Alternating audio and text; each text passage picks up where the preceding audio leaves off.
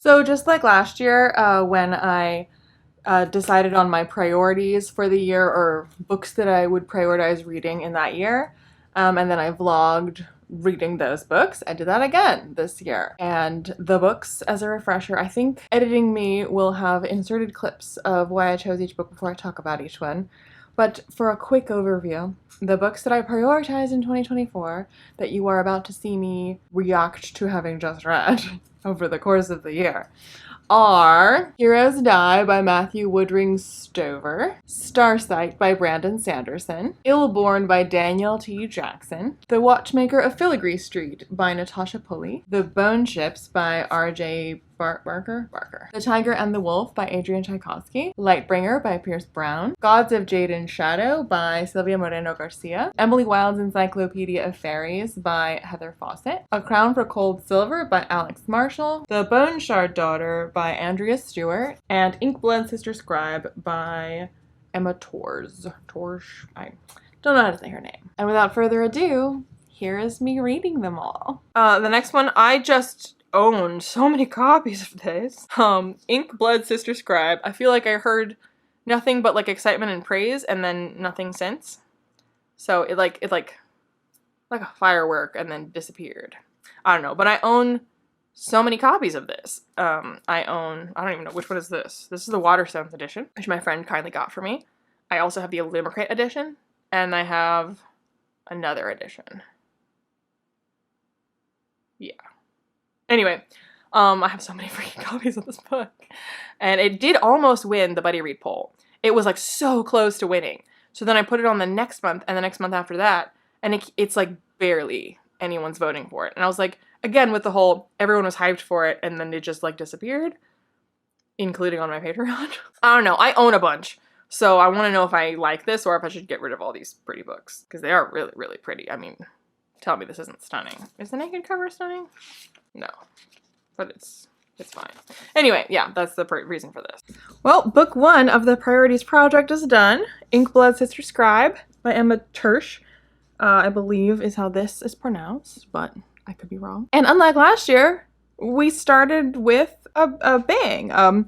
Positivity. This is not a new favorite. I'm not like obsessed with this or anything, but I am pleasantly surprised by how much I did really enjoy this, because overhyped gorgeous books that come with special editions and stenciled pages tend not to be very good in my experience. I was very, very nervous that this would suck. And I don't think it's deserving of the amount of like editions that it has. Like, there are books that I think are much, much better books that I wish had, you know, all these special editions. But that being said, this is a debut novel, and I was very engaged. This also reads like a standalone. I don't know if that's because the author is an unknown, and so she had to write something that could function as a standalone in case it didn't do well, but she intends it to be a series. It's certainly left in a place where you could conceivably have a series that I would hope be more episodic. But I mean, it's refreshing to have this be a standalone regardless. And even if more books are later published, this could function as a standalone, as, you know, quite a few fantasy series have a first book that is functionally a standalone. But I would certainly be, like, if there was a second book, or if this author has another book come out that's not related to this, or maybe is not a sequel but is like in this world, like with this magic system, then I would certainly be open to reading that. What I did not know until I started reading is that this takes place in the modern day. I feel like the covers of these books, I do like that they're more stylized, they don't have people on them or anything, which is my preference. But I was under the impression, also because of, I mean, the cover designs, but also it's called Inkblood Sister Scribe. The word scribe doesn't like sound modern. It sounds like we need parchments and quills. And we do need parchments and quills, but it takes place in the modern day. So overcoming that hurdle, and me still liking it, pretty good news, because I don't tend to like present day urban fantasy, because this is not a secondary world. This isn't like Jade City, where you have a secondary world that feels modern, but it is in fact its own universe. This is taking place in our world and is not portal fantasy because it's just taking place in our world. But, you know, like Harry Potter and things like that take place like alongside our mundane world. It's like that. And I find that stories like, I mean, I don't tend to like urban settings, like modern day settings that are in our own world that are magical. And I also don't tend to like magic words as a magic system. I talked about this at length in my Babel review. So there's quite a lot for this book to have overcome for me to still like it. So that's certainly in its favor. And most people don't have problems with those things. Or maybe I shouldn't say most people, but it is by no means standard to have a problem with those things. So these are not necessarily hurdles for other readers. But yeah, I think it's very engaging. It has a mystery plot, like element to the plot that keeps you like wanting to know what's going on, what's the secret. There's multiple perspectives that I found them all equally engaging. The exposition was a bit clunky, but it's a debut novel. The magic system it's not great, but I do think that the book does enough, doesn't actually. Like, it doesn't really focus on the magic system that much, other than when it needs to for the specific, like, situation in the plot to be explained. It doesn't delve too much into, like, a system of magic. There are certain rules that you have to know for this plot to make sense and for like the twist reveals to be a twist or a reveal. But because it's not a very good magic system and it doesn't really have much of a system, I think like it focuses slightly more than I would like, because this is bullshit. This is absolute bullshit magic system. So like the less said about it, the better. And the more the book can focus on its characters and on like the mystery of what people are doing to each other with or without magic is where it shines. And I think like for this type of a magic system, like it does that pretty well in terms of like not getting bogged down and let me explain this magic system that isn't actually very good and just like spend a lot of time talking about it. Like it tells you what you need to know and doesn't really like dwell on that. It's not like patting itself on the back for having a brilliant magic system. Babble. Yeah, so I think like mostly this felt like kind of like a mystery thriller with a magical element. I shouldn't say I mean, it's not like dark like a thriller, although there are thriller elements, but yes, it reads more like a mystery thriller or like an espionage thriller type of thing. Like this would make a really good movie or TV show. Lots of kind of like, you know, magical hijinks and escapes, secrets revealed, you know, traveling, that kind of thing. So yeah, I just had a really good time. Like, I don't think this is like groundbreaking. I don't think this is like a new favorite book. I don't think this is like brilliant in any way really, but I think overall the package, the elements that are combined here work really well together. And I think the author has a good sense of characterization and pacing and plotting. And for this to be a debut, that's very promising, and I would certainly read more from this author. So it's a relief to like the first book in this project and to like a book that has all these special editions. To like actually get to keep a special edition instead of being like, oh, that sucked too, better sell it. So yeah, I'm happy to want to keep this and display it on my shelf. Hopefully the rest of the books in this project are just as great or greater than this. Next is a book from a friend that is always complaining that she reads the books that I suggest to her, but I never read the books that she suggests to me, which is partly true, but I also just have more obligations than she does in terms of reading, so I'm like, I don't have time. Anyway, she not only recommended this to me, but gave me a copy of The Bone-Shard Daughter, so I'm gonna read it, okay? I'm gonna freaking read a book that you recommended. And this friend has since like read the second book or maybe the third book later in the series and is like, it's actually not that good. I was like, well, you gave me the first one. I said that I have to read it. So I'm reading it. Okay. Editing me here. I just want to say before we get into my reaction to Bone-Shard Daughter, it was a lot. I watched back my own footage, because I filmed the clips and just put them away. Didn't really look at them until now when I was editing the video. And it's a lot. I was watching my own footage being like, oh my god, this is... wow. I was big mad. Okay. So spoilers, I hate the book. Yeah, my reaction to it was very strong. I don't know if I was like in a particularly bad mood. I have rarely been that mad about a book on camera. So just brace yourself for that. I'm not gonna like refilm it because I also don't remember that book that well. So I've got what I've got, which is enraged, livid, absolutely, yeah, it's a lot. So just, yeah, if you like the book even a tiny, teensy bit, I would say don't watch this next bit. It's a lot. And also it's a non-spoiler clip. And I'm really mad about something in the book that's like related to like world building, and I never say what it is. And I did go now and look at a bunch of like spoilery reviews to try to figure out what it was I was mad about, because I was like, I don't even know what I'm talking about. What was I so mad about? I was like, I remember the feeling of being mad, but I don't remember what it was.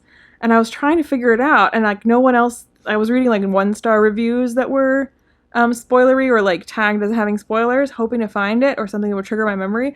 And the stuff people were complaining about those reviews, I was like, well, that's not it. So it was always like, oh, they didn't like the characters or whatever. I was like, no, there's like a world building thing that like made me that mad. What? No one's talking about it. I think I kind of sort of remember what it is. Like it did kind of spark a memory for me.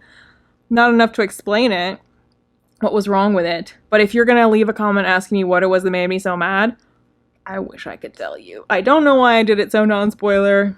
Why I didn't just say, hey, I'm gonna talk spoilers, like skip, but yeah. Yeah. Anyway, enjoy me being madder than I've ever been on camera. The Bone Shard Daughter by Andrea Stewart. I fucking hate this book. Dear God, this is like everything I hate in fantasy. That's not true. There are things that I hate that aren't in here. You know, I hate a lot of things. It would be hard to cram everything that I hate into one book. So I would genuinely be impressed, I suppose, if a book managed to do that.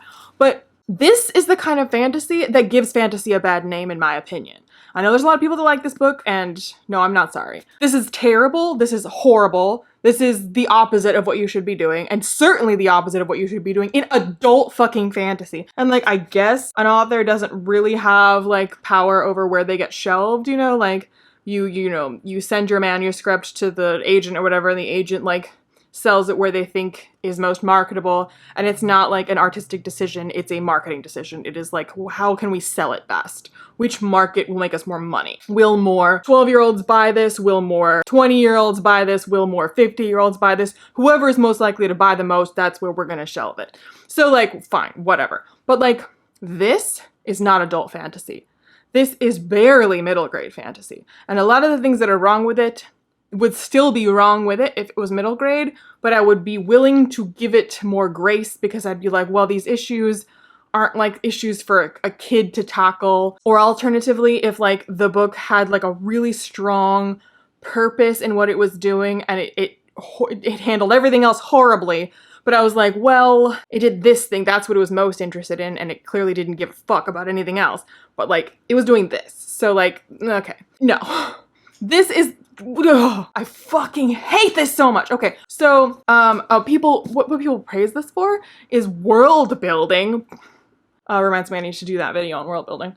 And the magic system and the characters. 3 of the things that I think this book did the worst at. Like some of the worst world building, some of the worst magic system, like one of the worst magic systems, and the horrible character work. I fucking hate this book. Okay. Also, it seems to me that like, okay, so I don't even know where to start. I'm so angry. One of the main reasons that I seldom like very complex magic systems or very elaborate world building isn't because I don't like those things. It's because I think it takes like an extreme level of intellect and attention to detail and willingness to like endeavor, willingness to engage in such a like a complicated and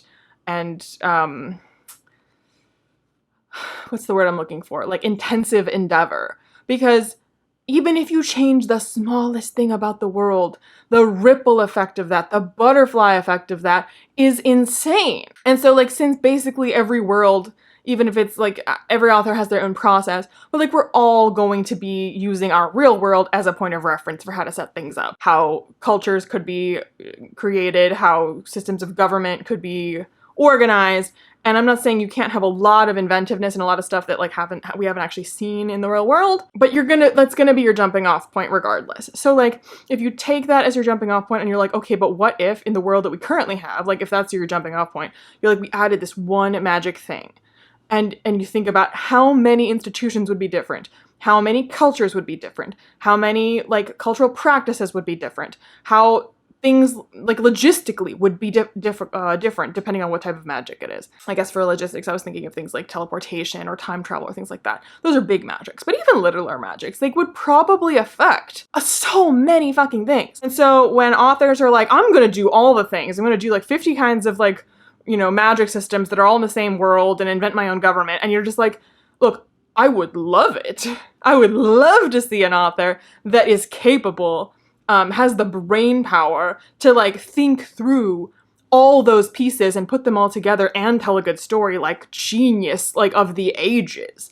But most of them can't, and most of them don't even realize that that's what's missing. Most of them are too stupid to even fucking realize that what they've built makes no fucking sense, and they haven't thought through the, like, ripple effect of what they've built. They're just focused on their one little cool, like, magic thing. Isn't it cool this magic system works like this? Here's my 10 rules for it. I never broke my rules. It's like, but your world doesn't make any fucking sense, and you haven't thought through the implications of what this would mean, and what kind of culture would be formed around it, what kind of systems of government would go with this kind of a world where this is possible. You just haven't fucking thought about it, but you're so proud of your little, like, video game magic system, like, so can you tell how upset I am? Anyway, so this book, spoiler free, because you might still want to read it, the magic system is praised for it, and it is one of those where, like, nothing has been thought through, and it's to the point where, like, I don't think the author knows the philosophical implications, the, like, vast philosophical implications of what the author has set up here. Like, it's not that they haven't even tackled it, which they have not. It's that I don't think they even fucking realize that that's what they've done. They're just blissfully ignorant. Like, and I don't want to read a book by a stupid person. Like, if you're too dumb to realize what you've set up, then I don't really have any interest in watching you explore it in your fantasy world because you don't even fucking realize what you've done. It's incompetent, and I fucking hate it. Anyway, so the magic system, absolute fucking garbage.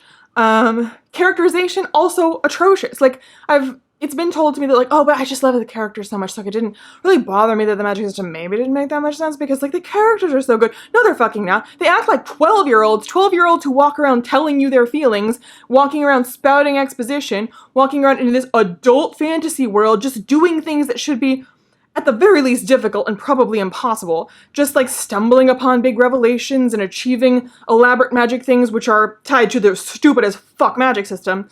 Like, again, if this was middle grade, I'd be like, okay, well, like, in order for middle grade to work, you have to kind of, like, simplify the whole thing and then believe that a 12-year-old could, like, pull off some world-changing stuff so that they can participate in the story, because, like, in the real world, 12-year-olds seldom have the power to affect change. But, like, in a middle grade story, they do. So, like, that they would stumble upon the thing or figure out the thing, like, that's the fantasy of the middle grade book. Which is why, if this was a middle grade book, I'd be like, not my favorite, still kind of dumb, don't know if it knows what it was doing, but, like, okay, I guess. This is adult fantasy, fuck off. One of the reasons I'm trying to find a spoiler-free way to kind of, like, illustrate what's fucking wrong with this magic system. You know the movie WALL-E, the children's movie, the Disney Pixar movie?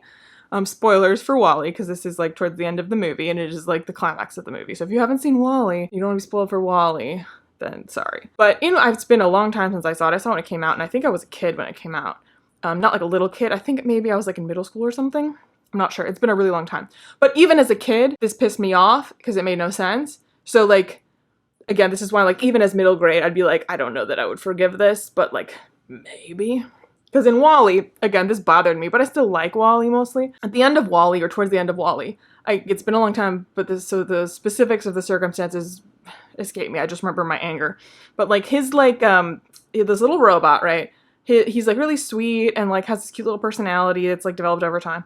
Anyway, so, like, during whatever shenanigans occur, his, like, memory chip or his personality chip or something like that gets, like, destroyed or ruined or burned or something like that. And so then he's, like, dead, like, functionless. And then they replace that with, like, a generic chip or generic, like, whatever the piece is that, like, makes him who he is. They, like, replace it with, like, the factory default one. Because they, like, find a spare, something like that. Anyway, they put in, like, a blank one is the point. And they put it in, and as soon as he, like, reboots, at first, like, he just, like, goes around being a generic version of this robot that doesn't have the personality that he had, because it's just, like, the factory default version of this robot. So, like, none of the things he was interested in interest him, none of the things he was, like, quirky doing, he's not doing any of those things. He's just a generic robot now. And everyone's like, oh, that's so sad because it's like he's basically dead. But then, like, they show him something or he I forget what it is that sparks his memory. But, like, WALL-E, the, like, personality, like, gets, like, sparked and he, like, comes back to being himself even though he's a robot and the chip that made him who he is gone with all of its, like, data and memory. The generic one remembers his personality. And so it's like, happy ending, blah, blah, blah. So, like, I forgive it a bit because it's a kid's movie and it's like, oh, Wally, he's back. You know, he didn't die. It's like the resurrection trope, but even worse. I wish they had written it differently. I feel like they could have done it differently, where it was like his memory chip was damaged, and so they think he's going to be gone, but then they're able to repair the memory chip instead of giving him a blank one. Because then I'd be like, okay, it's a little far-fetched that a memory chip, like those are like fragile things, but like, okay, fine, they fixed it, so he's back, and we thought we wouldn't, but he's back. And it would still be that tension of like, oh my god, is he gone forever? No, he's back. But like, it doesn't make any fucking sense that a robot would like remember his personality, because like what, like his personality exists in like the wheels on his feet, like anyway, so imagine that, but as an adult fantasy magic system, that kind of logic, that kind of approach to shit like that, where you just like haven't fucking thought about it at all for like even 2 seconds, the implications or the reasonableness of what you've set up, like even within the bullshit rules that you've put in place. Absolutely fucking not. So people who like this, I mean, there are not people that I particularly like. Sarah J. Maas. What did Alex E. Harrow write? I feel like I hated it, whatever it was. The name, like, rings a bell and not a good bell. Tasha Suri. Did I read Tasha Suri's book, or did I read something else that came out at the same time that had a similar cover? I don't know. Anyway, there's not any, like, endorsements from any authors that I give a shit about, which is telling. It's just such fucking bullshit. I was getting angrier and angrier and rolling my eyes like, no. And then this is a fucking trilogy? Like, no. Nope, nope, nope. Nope, nope, nope. Nope, absolutely fucking not. Just, no. No! If you think about anything in this book for more than 2 seconds. No. So anyway, yeah, that's a 0 out of 5. Those are hours of my life that I will never get back. And on my deathbed, I will still be rueful about that. Next up is a book that has not been, you know, around for very long on my TBR at all. That is Encyclopedia of Fairies by Heather Fawcett. The main reason for this is because there are other books coming out / have come either have just come out or are coming out, or both. Maybe I think one's a spin-off, one's a sequel. I don't know. There's other books connected to this that intrigue me also, and I am very likely to just go out and buy them, but I would like to have read this first to know that I like this. And if I don't like this, well then I'm not going to buy those other books. This was kind of Priory of the Orange Tree. Like, I really wanted the sequel to it because it was so pretty, but I was like, you haven't even read Priory yet. I mean, you haven't finished Priory yet. Now I have and can say for certain that I hate Priory, and I would certainly hate the other books, so no. It's beautiful, but no. So similar to this, like, I think I might like this, but I don't know that, and I'm not going to go out and buy all the other books that are also pretty until I know that I like this one. So, girly, you better read this year, and read it quick, so that you can go buy those other books, or not, because you hate this. Alright, this is going to be a twofer. I finished this a while ago, and I'm DNFing this. Emily Wilde's Encyclopedia of Fairies, that is by Heather Fawcett, which is very confusing. I loathe and despise this. I thought that the two options were, hopefully, happily, I really like it, or I think it's cute, or whatever. Alternatively, I was like, or I'll feel about it kind of maybe the way that I feel about Legends and Lattes, where I'm like, it is very boring. I am completely uninterested in this. I don't know what people are getting out of it. Like, it's inoffensive, but like, I don't get the hype. That's what I kind of thought were the two options. But instead, this is kind of like the long way to a small angry planet, which I'm realizing I didn't actually publicly rant about. That was a patron vlog, so there goes my reference point. Dang, I was really gonna rely on that as my reference for this. Well, anyway, I really, really hate, like, despise A Long Way to a Small Angry Planet. I was livid for like 2 hours in that vlog. I mean, it took me longer than 2 hours to read it, but the vlog was quite long. And I find they're extremely different stories, and no way should this be interpreted as like me suggesting that they're comps or read-alikes or anything like that.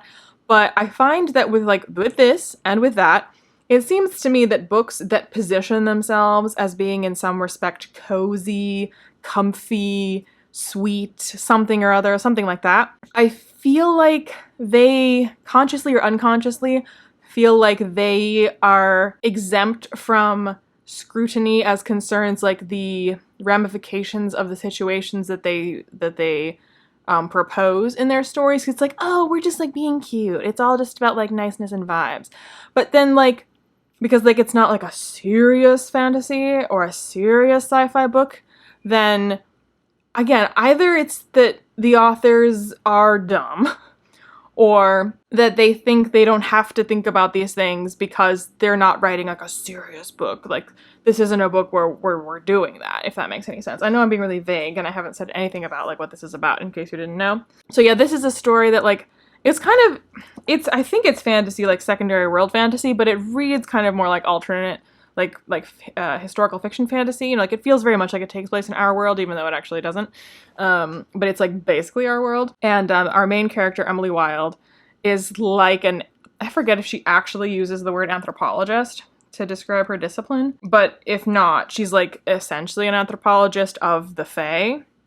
Which as a setup, again, that's why I was like, this has the potential to be fantastic for me, because I studied anthropology. And if we do like a fantasy anthropology, that would be really cool. But like from every perspective, this was like, it was terrible because it was boring. It like my initial fear that I would feel like it was meh, I did feel like it was quite boring. But then it was also really offensive and really had not thought through what it was doing with its representation, with its inclusion of certain elements.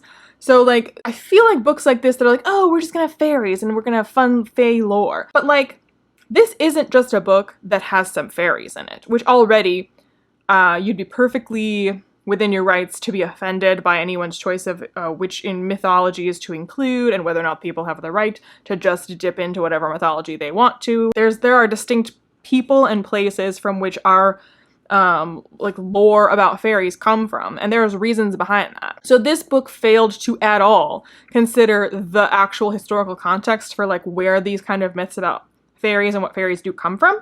And like that is already, if you're not going to really pay attention to that and you just kind of use whatever you want, is already like not great. But this also positions itself as an anthropology, an ethnography of fae. So it's going into these specifics about all of the lore and about all the ways that the fairies work and cataloging it, categorizing it, studying it. So it's not just like passively, vaguely fairy.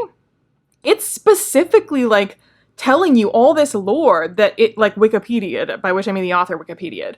And it's like, so like specifically what I'm thinking of right now that was like one of many things, but is like a big one, is changelings. So that's like, if you look in a vacuum at like fae lore, changelings is a thing. It's like a big thing. And so when you're looking at like myths, there's like a culture that came up with those myths for some reason. And so when you look at something like changelings, why did people think changelings existed? And why did they blame them on the fae? Like, there's a really troubling history that surrounds that. And so the way that that is handled here, first of all, that you're including it as like, no, changelings are real, is already, it's like, don't love it, but like, okay, I guess if we're saying fairies are real, then I guess changelings are also real, because those are the rules per the lore. But again, like, I wouldn't recommend doing that if you haven't fully thought through why you're doing that, or how you're going to handle that. Like, I'm not saying you can never do that, but I'm just saying, like, it behooves you to have some consideration when you're including something like that in this type of narrative.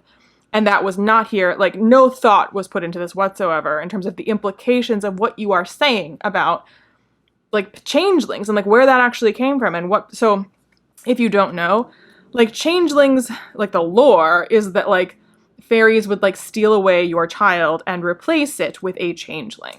And, basically, IRL, like, unless you actually believe in fairies, and I'm sorry to be the bearer of bad news, they don't exist, people were basically just didn't want children that seemed odd. They didn't want children that, or they didn't want to feel responsible for children that were in some way different.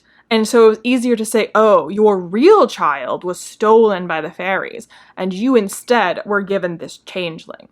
And so it was an excuse to be abusive and to kill children, because this isn't your real child, because that's part of the lore as well. I think it might depend, but there, like, that you would kill the child or abuse the child or leave the child out in the forest, and then you might get your real child back.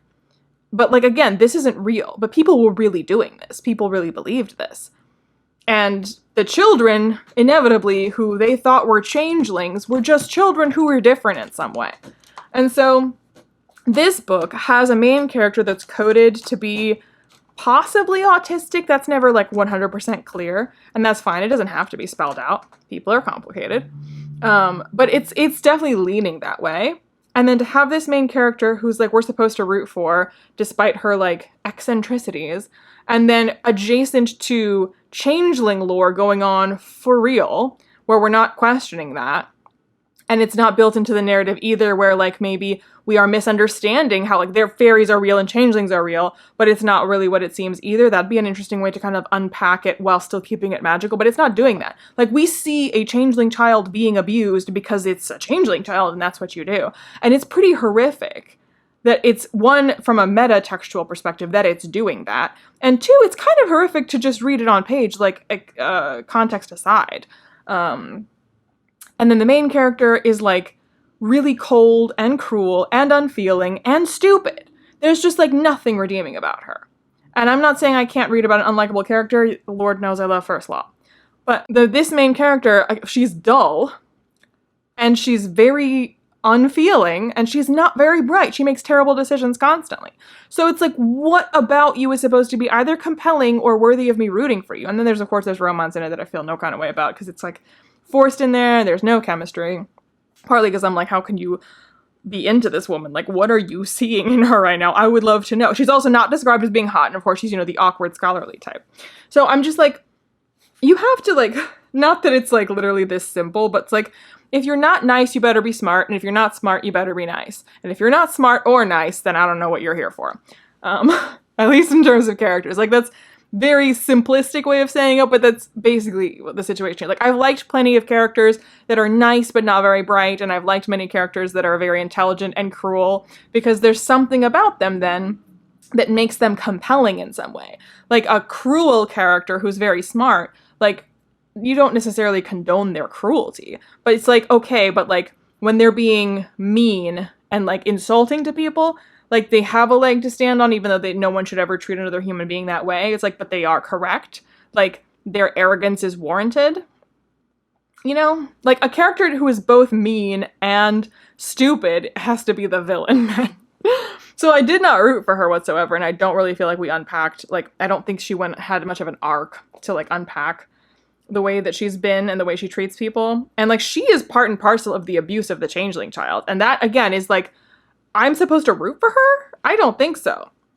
And then what makes it all feel so much more gross for this, I mean, the issues with Long Way to Small Angry Planet are completely different, but it's similar, where it's like, I don't think you've thought through the implications of the situation you've pitched here. And then both books are like, but we're cozy and we're sweet. And it's like, that is just so insidious to me. Like, a book that's doing things badly or not fully having thought through its ramifications is already going to be a problem, and I'm going to call it out. But when the book's like veneer, it's one of like, I'm a nice book, I'm a cozy book, I'm an uplifting book, I'm a book that you read because you just kind of want to like chill and not have to read something that's like too harrowing.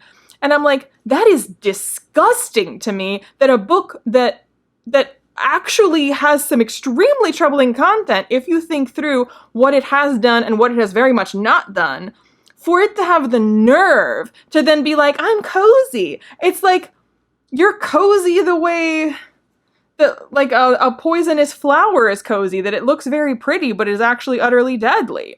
Like,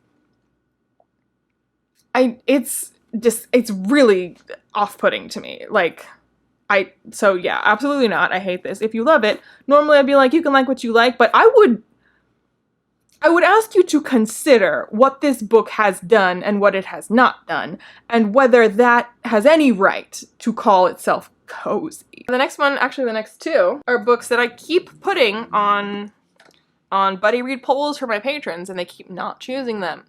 So you know what, screw y'all. I'm not gonna wait for y'all anymore. You don't want to read a message received. I will read them myself, and they're probably great and you're missing out. Or they suck, I don't know, we'll find out. But that is A Crown for Cold Silver by Alex Marshall and Heroes Die by Matthew Woodring Stover. I really want to read these, and I'm tired of waiting.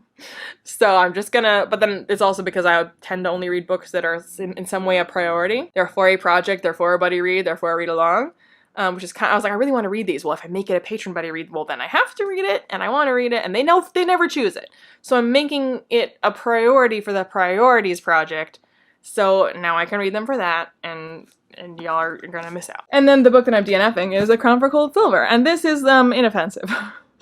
It's just, last time I didn't let myself DNF any books for this project, and this time I'm like, no, I'm DNFing. This book, it's not interesting enough, or compelling enough, or amusing enough, or mysterious enough for me to continue reading this. It's just like entirely serviceably adequate, and it's very long, and it's the first in a trilogy. And like, it's not doing character work very well, it's not doing world building very well, it's not doing narrative prose very well, it's not doing snark very well, it's not doing mystery very well. Nothing about the setup is enticing to me. And nothing about it is like, oh, this is the worst thing I've ever read. Frankly, if it was the worst thing I'd ever read, I probably would keep reading it so that I could just be like mesmerized by the awfulness of it. But it's not awful. It's just like not that good. And so like, there's just no point to me reading this because it's not gonna get better.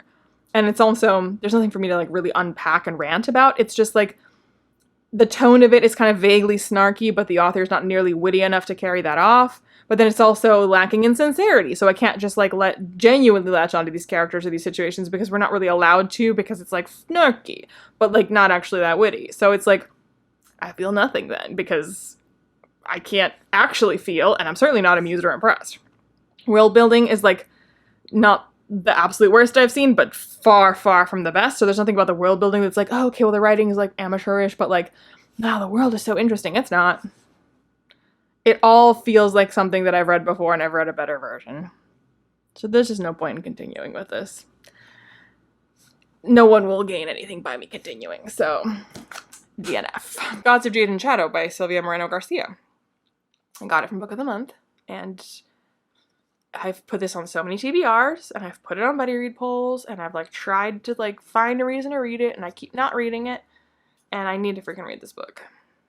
July 2019 is when I got this. I'm tired of looking at it. I've heard a lot of people say they love it, and I've heard a lot of people say they hate it, and I just want it to be done. Maybe this is my new favorite book ever, which would be fantastic, or it's not. Either way, I just need to know and move on.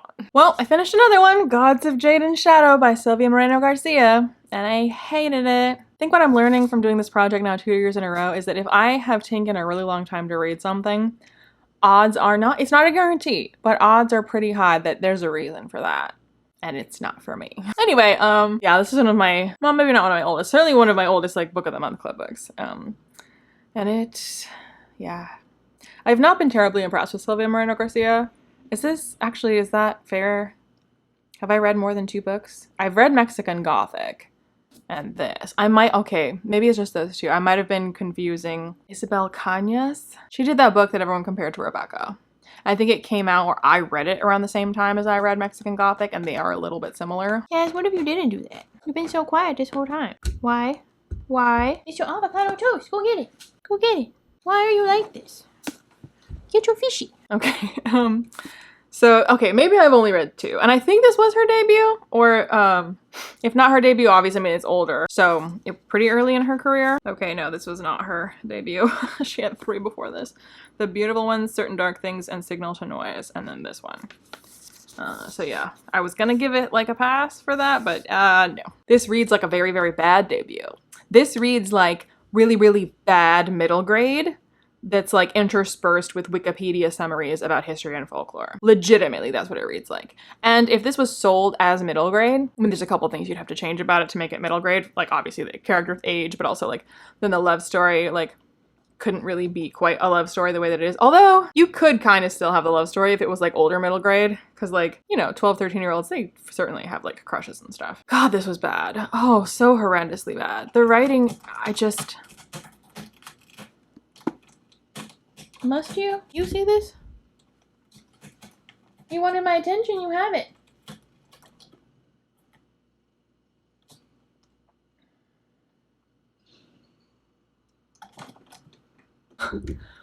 It's, okay, so the story itself and the, like, world building is extremely basic and not, like, this isn't one of those situations where it's, like, it's a brilliant idea and executed badly.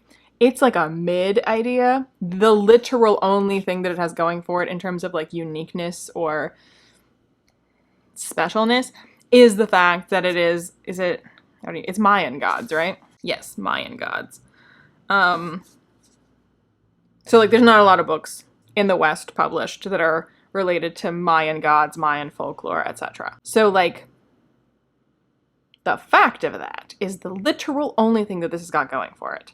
And if I was, like, a part of that, like, if that was part of my ancestry or my culture or my heritage or anything like that, I'd be so annoyed and embarrassed that the only thing that we have, like, to kind of show off our lore is this bullshit. I'd be like, oh my god, like, this is not showing it off to best advantage. Like, speaking as a Latvian, like, when the only times Latvia is brought up in, like, media in the West is that, like, it's, like, a prostitute or an insult to somebody saying that they look like a prostitute or just general poverty. Forgettableness. Like, those are the things that Latvia is brought up for in the West. And, like, we still cheer because we're like, Latvia was mentioned! Anywhoosies, yeah, so that's it. That's literally the only thing about this that could, like, get a point of any kind. And, like, oh, fuck, the description, it opens, the synopsis opens with, the Jazz Age is in full swing, but blah, blah, blah, blah, blah, and the plot.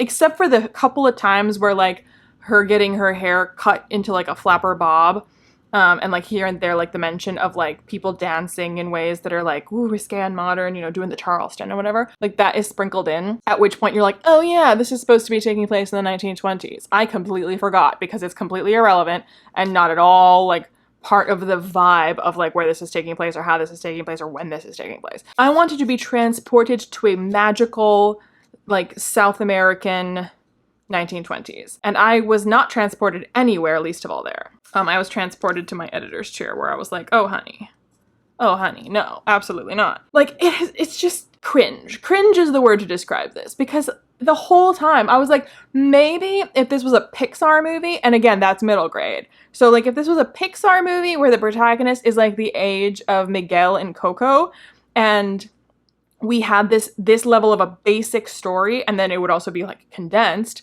because it needs to fit into an 1.5-hour film for children. And this plot really could be told in an 1.5 hours. Like, it just kind of drones on and on with, like, Cassiopeia being, like, so perfect and sweet, and, like, oh, I hate when authors do this so much, and it's just so easy to spot. I'm like, you're so much better off not doing this. This is not the only book I've seen do this. I can't think of any other examples, but, like, this is not the only one where they're afraid, or they think that it's likely that someone would make a certain kind of comment about the story they've written, a certain kind of comment about the kind of character they've written or the world they've written. And so to get ahead of that, they kind of lampshade it by saying it's not that, or, like, it could be considered that, or, like, they'll purposely work it in. So, like, Cassiopeia is, like, she, like, works as, like, a household servant, but, like, for her family, or for her extended family. And so Cassiopeia thinks to herself that she could regard herself as a Cinderella type figure, but she would rather think of herself as something else, or she actually would think of herself as something else. Like, it's, like, specifically called out like this because I know, I haven't spoken to her, but I know Sylvia Moreno Garcia was like, oh, people are going to say that she's a Cinderella. I better address that by having the character think to themselves that, oh, I could be considered a Cinderella. Like, that does not help. Just let her be a Cinderella. Like, that's what you've written, just let it be. And if people compare it to that, whatever. Who cares? If the story is good, then it literally doesn't matter. It's just irritating. Because it's not good. It's not good writing, and it's certainly not good character building. Because, like, I mean, fuck. Like, if she's actually thinking about Cinderella, which I really don't feel like in the 1920s in South America that she would be thinking about that, but fine. Like, if she is really thinking about that, like, I feel like if that comparison entered her mind in the first place, it's because she does identify with that.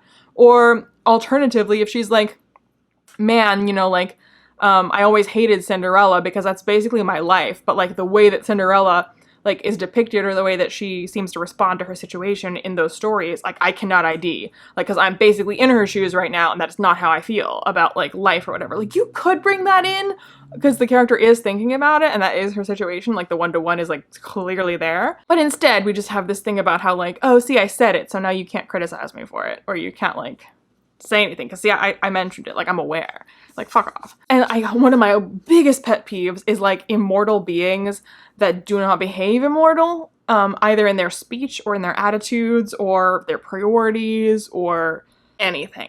And so we have, you know, gods walking around that are characters in this, which, again, because people are bad at doing this, then 99% of the time, a book that's going to be about that, I don't like it.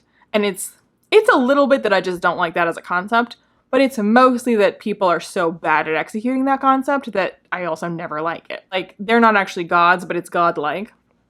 In The Broken Earth by N.K. Jemisin, it's one of the only times that I've read something where I'm like, yeah, that's how you do it. And it's not pleasant, and it's not romantic, and it's not, you know, swoon-worthy. I mean, like, maybe you could feel some kind of way about it, and you could even feel a romantic kind of way about it, but not like the normal kind of way. They're inhuman.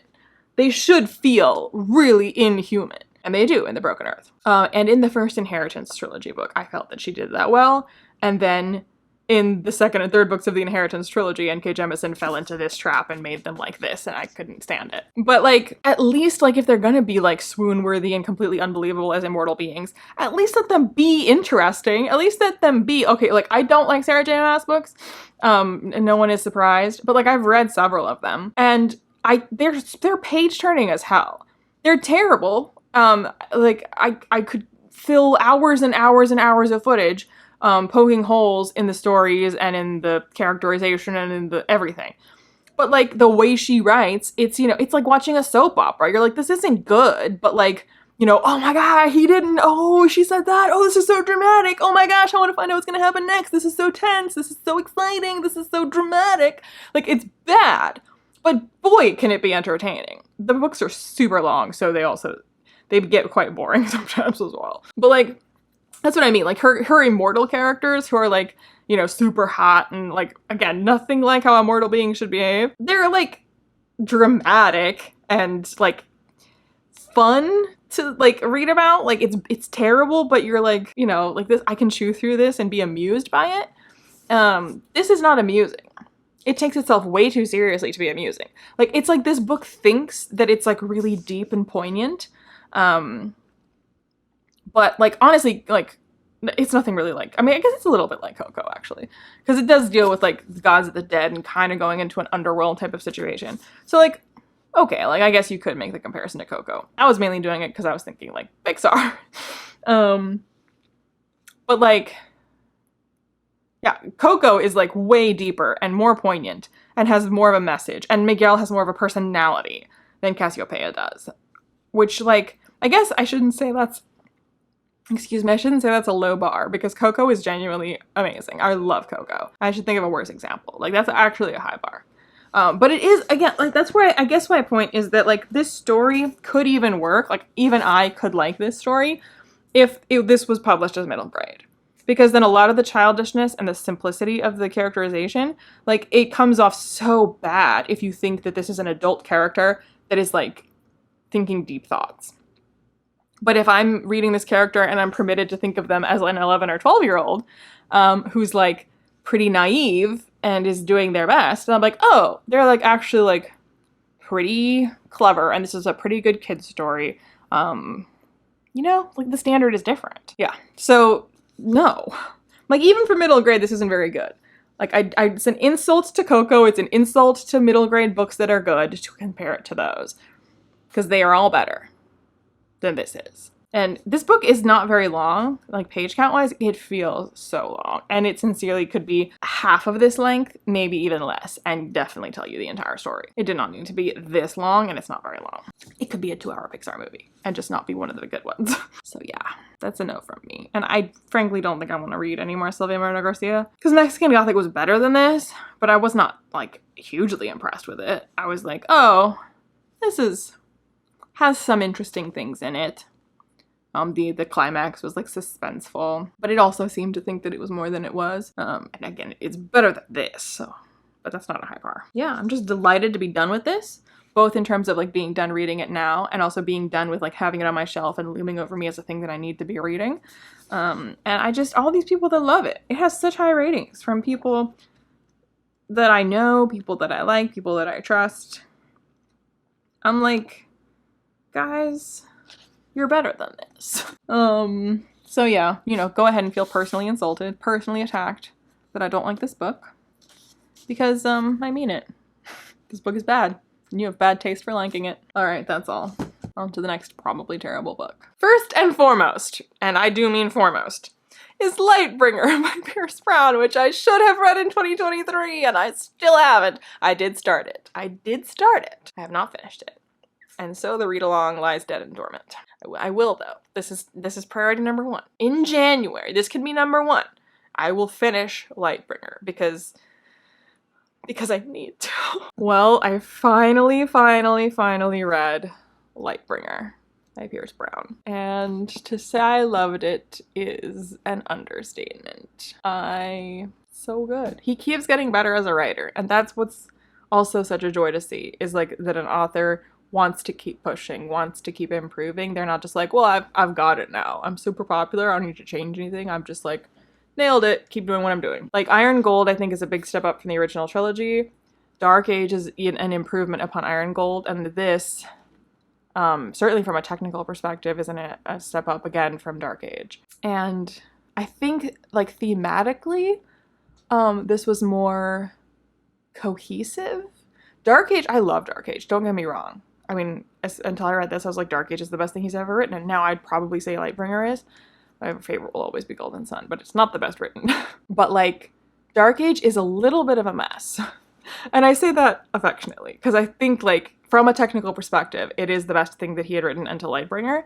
But, like, I don't know. And I guess in some sense, like, the chaos and mess of it is kind of appropriate for the level of, like, destructive horror that is in Dark Age. That, like, the chaos of the narrative is kind of reflective of the chaos of the content, if that makes sense.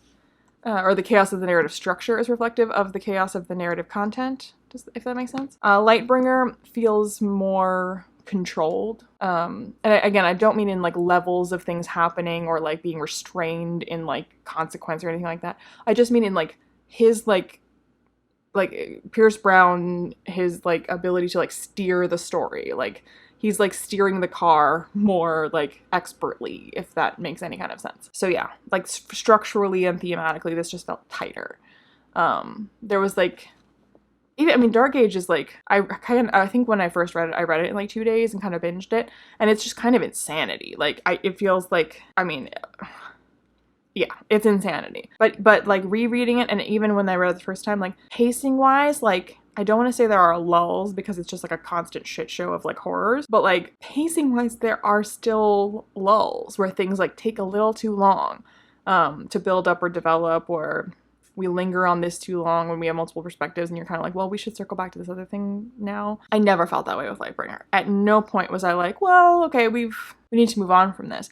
I felt like it was exactly the length it needed to be for every part of it. The order in which we received information, how we went from POV to POV, like, I just think it was so much tighter. It was brutal.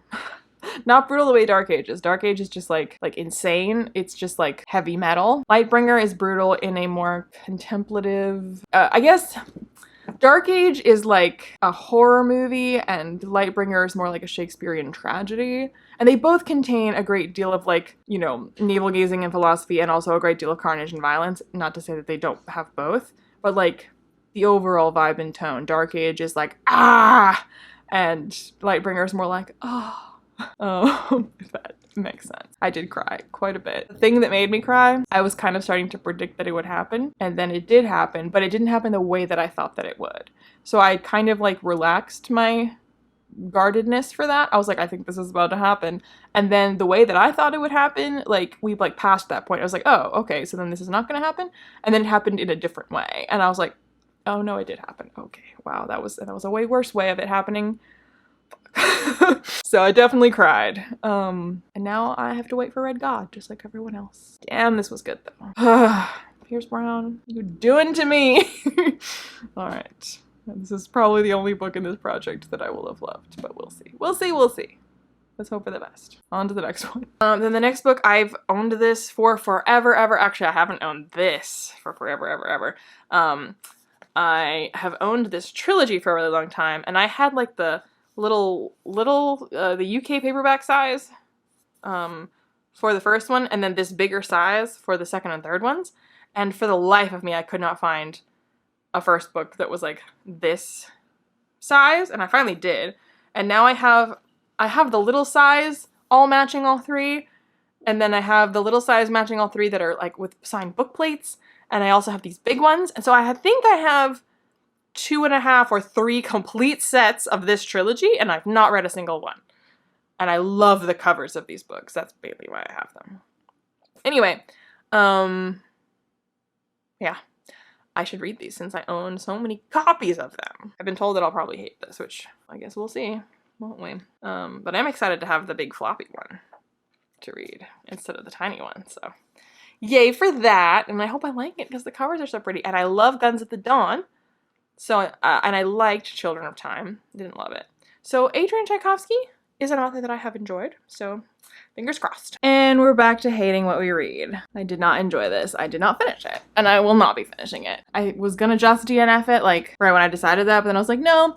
Because I got the audiobook from the library. And I was like, I will get through as much of the audiobook as I can on my commutes until, the loan from the library expires. And then at that point, I will DNF it. I will give it that much. And it did not improve. Because, I was like, maybe I'll change my mind, maybe. But yeah, I did not. I'm finding that, yeah, I love Guns of the Dawn by Adrian Tchaikovsky, but I've been pretty disappointed with everything else that I've tried by him to a greater or lesser degree. This being the worst in my, tier ranking of Adrian Tchaikovsky, I guess. The Guns of the Dawn, 5 stars. And then this, I'm DNFing it. So that's no rating, but I guess that means it's a 1 or 2. It's not the worst book I've ever DNF'd, and I've finished worse books than this. I'm being freer with DNFs. No. Yeah, so the problem with this, it's a little bit like when I DNF'd Crown for Cold Silver, where I was just it's not gonna get better. I'm not gonna like this. There's nothing to unpack with where this is going to where I fully want to read the whole thing so I can fully debrief on why it was terrible. It's just not well executed, and that's not going to improve. And it's a little offensive. Not to me specifically, I don't know. Maybe I shouldn't say it's offensive. If people aren't generally offended by it, then I guess it's not offensive. It seems to me that it ought to be. Because so the concept in this book is that, as far as I got through, which was probably a third of it. It's really long. I feel like I've been reading it for a million years, and it's I'm still not even halfway. Where they're shapeshifter, skin changer type of people, but it's tribes. It feels very, I don't know.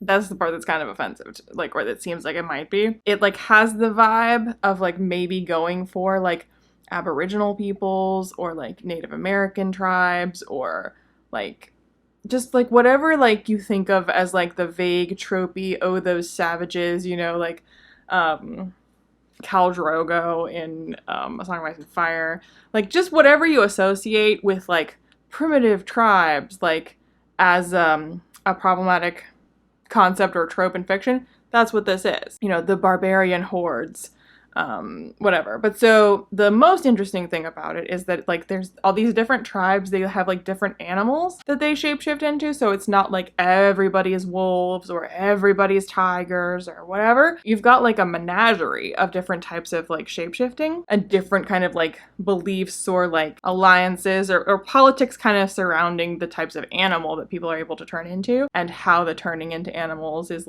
done and regarded and that kind of thing. So there's a much more of an attempt here to world build than other books that have, well, then no other book has exactly this concept. Anyway, there's stuff in here that I'm okay, I kind of see where you were going with this or what you were kind of going for, but the dialogue feels that's the part that makes it feel offensive, is the dialogue feels like a caricature of tribal peoples. Frankly, Disney's Pocahontas feels more authentic and honoring Native Americans and tribal peoples than this, and that's not because Disney did an amazing job. It's Disney didn't do horribly, but Pocahontas is it's the Disney version of the story, whatever. This feels more like a caricature than that. And this is an adult fantasy book, and it's not specifically about Native Americans or anything like that, but that's the vibe. And the way they talk, it sounds like what you get in movies that were made decades ago, where the cowboys and Indians or whatever, and then the noble Indian tribe leader is talking about their beliefs in a way that is we honor strong bear because strong bear makes good mate for her daughter, that kind of thing. And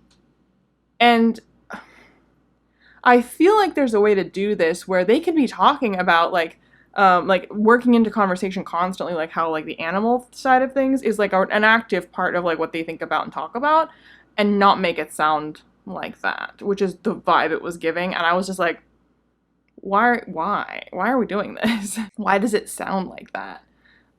Yeah, and then the plot wise, like what plot? Like the main character, she's the daughter of the wolf tribe leader, but it's called the Tiger and the Wolf because her mother was like from the tiger people, and it was not a loving union.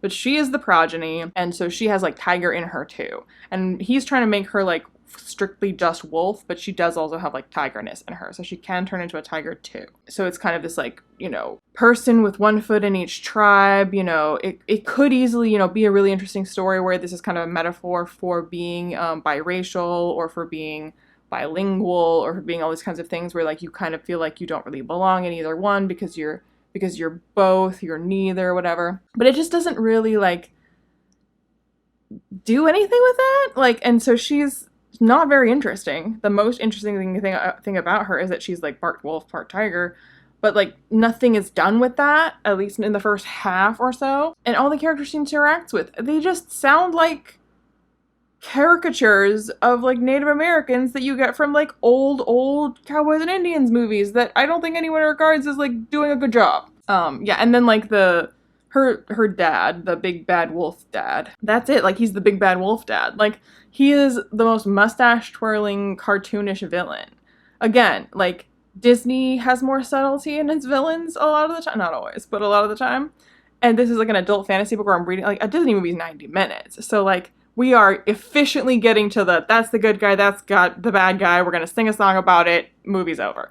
This is a long-ass book. I expect more nuance and subtlety. Like, there could be so much more about, like, a relationship between her and her father where, like, he doesn't have to be a warm and cuddly person, but this kind of thing of, like, this loyalty to just the wolf and how he's trying to stamp out the tiger in her, and that can come off as cruel, but that he does, like, regard her in some way with some kind of, like, affection, or that she at least, like, craves that, and so, like, when he gives her a little bit of it, you know, something like that. But you don't really get any of that. It's just like, oh, yeah, he's always been mean, and, like, he just wants her to be a wolf, and he clearly, like, cartoonishly, evilly, like, was cruel to her mother and wants to stamp out the tiger in her and, like, doesn't think of her as a person. It's like, wow. So interesting. Great character building. So, like, what would I finish reading this for? It's not interesting world building or politics or character building, and the plot, like, so she runs away. And that's what she's been doing. So she's been, like, encountering other tribes, encountering other people, learning some like secrets that were kept from her about this, that, and the other. But it's just kind of like going along. Like that's not really a plot, and there's not enough here for me to be like, okay, well, plot is thin, or like I don't exactly know where this is going. Probably going somewhere. So like let's continue on enjoying the journey. I'm not enjoying the journey. The journey is shit. So this is such a big miss, and I just feel like I feel weird reading it. Like, it feels weird, and like I said, offensive is the best word I can think of, because like I'm not personally offended, you know, like I'm not being like alluded to or represented, or nothing about like any culture that I come from is being like drawn from here. It just feels like shallow and caricature-ish in a way that I'm just like, are we doing this? Well, it was blurred by John Gwynne, and he loves it, and so that should tell you all you need to know. Anyway, yeah, I mean, stunning cover. And concept interesting. You know, shape-shifting and, like, how the animal aspect might shape, like, what the values of that tribe are, what it would mean to have two different animals that you shape-shift into, and, like, again, there could be some interesting stuff done with this, and maybe in books 2 and 3, like, something interesting is done, but this is already too long. I can't imagine what the next 2 are about, unless they're, like, spin-offs about different characters that are also in this world or something. But, like, addictively brilliant, says John Gwynne. Like, well, this is a snooze fest just like your books, so I can see why you would think that, I guess. Yeah, so I love Guns of the Dawn, and I thought Children of Time was like, he did a much better job, like, in interestingly executing an interesting concept, while still, like, the plot was, like, kind of, like, too slow, and there, like, it wasn't perfect, but it was a pretty interesting concept. It was decently well done. And then, yeah, what was that one with the beautiful cover? City of Last Chances. I was like, there's so much in here that would be good, but we're just, like, buzzing through it, like, cannot stop to, like, contemplate, and I'm like, I can't enjoy the stuff that is pretty good and interesting in here because we're just like, no time, keep going, no time. And I'm just like, well, what the fuck then? Like, why am I even reading this? Here, we could pick up the pace and maybe have a plot. How about that? So somewhere between City of Last Chances and this would be around the right pace and less caricatures. Like, what are you even doing? Like, how is this? I wish I had, I mean, I was listening to it on audio, but like the dialogue is sincerely so bad. I just cringed listening to it. Oh, and all the descriptions of like the shapeshifting and the feeling like an animal or whatever. It felt like to be completely honest, just listening to David Attenborough describe these shapeshifter peoples would be so much more engrossing and like interesting than listening to the encyclopedic regurgitation of information about how they shapeshift and what they do. Is so boring and weird and just this is a big no. I guess I can see why this hasn't like taken off. Like, stunning cover, 10 out of 10 cover. Book should look like this. But you know, once again, buying a book where its cover has not worked out for me. Surprise. So yeah, this is a no. Definitely not. And then I want to read my Broken Binding books because the main reason I'm subscribed to Broken Binding is the First Law books. Everyone is shocked. But there's all these other pretty books that they keep sending me and I keep not reading them. So I have put The Bone Ships on this. Actually, that was part of why The Ninth Reign was on my list this last year. And I didn't like it. So that's 3 gone. So The Bone Ships, I have the whole trilogy from the Broken Binding in these stunning editions. So let's read the first one and see how I like it. If I like it, well then great. Let's read the trilogy and we can be glad to have it. And if not, well then let's get rid of it. The Bone Ships by R.J. Barker. So I didn't like it, but I've been trying it because I finished this like a week or 2 ago and I haven't filmed the clip for it, partly because I haven't had time, partly because I had a planet on my face that's kind of still there, and partly because I just didn't know exactly how to express myself. God, this book is so fucking stunning though. Like, Jesus. I wish I wanted to read the rest of these. These are so beautiful. I mean, Broken Binding editions in general are nice, but like some are nicer than others. This is very, very beautiful. Because like it does a lot of things that on paper, I mean, you know, figuratively speaking, are right, or like they're like things that I usually ask for. But it feels like a misinterpretation of the wrong direction to take that request in. Like I know one of my biggest complaints about Amina Al-Sarafi, the book by Shannon Chakraborty, was that I was promised or I was set up to expect a great deal of like nautical detail. And there was just none. Like in that book, she's a pirate in the way that somebody like on a soap opera, like a daytime soap opera, is like a pirate where there's like, they've painted the backdrop like vaguely nautically and they put an eye patch on the character and they're like pirate. There's like nothing more specific. Kaz, is now the time? You've been quiet all day. Really? Why? And it turns out it is possible for the pendulum to swing too far the other direction. This book is like nothing but nonsense nautical detail, and maybe that's kind of what bothers me about it a little bit. Although not really. I haven't said what it is yet. So it's like non-stop little bits of information about like nautical detail, about how the ship runs, how the ship functions, what the positions on the ship are, like how the like magic system integrates with that. And like none of them, or very few of the names for things are like real world things. They're all like made up for this universe, for this book. And like, again, in general, like the inventiveness of that, like generally speaking, is something I want and would give credit for. And I guess in as far as that goes, I give credit for it. So like in this book, like the thought that went into inventing all of this, I guess well done. But it's the other problem that I often complain about. Is like just because you've invented a bunch of stuff doesn't mean that you need to include all that information in your book just because you want to tell us all about the thing you invented, if that makes sense. Like have it in your back pocket to be able to reference. So like George R. R. Martin does this really well. And I think he's a much better example than Joe Abercrombie, even though Joe Abercrombie is my usual example for everything in my goat. But Joe Abercrombie actually doesn't care about world building that much. Like he world builds in terms of politics, culture, like things like that.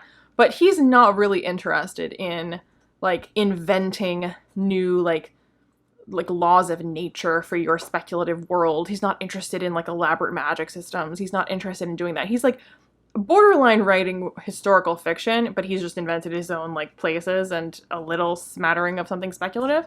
So there's not like this big need to like info dump about your inventive speculative world because there isn't really much to tell. That's not really his focus. So George R. R. Martin, I think, is a better example because he does actually put a lot of effort into like world building. I mean, he does a lot of what Abercrombie does where it feels kind of like historical fiction, but he also has like deep lore and deep magic and like there's dragons and I don't say a magic system because there are not enough magic users for there to be a system, but there's like more of that going on. There's like lots of different faiths and there's like pretty extensive information about the traditions and beliefs associated with those faiths. Like, again, not so much of that in Joe Abercrombie's world. A little bit, but like not really gone into.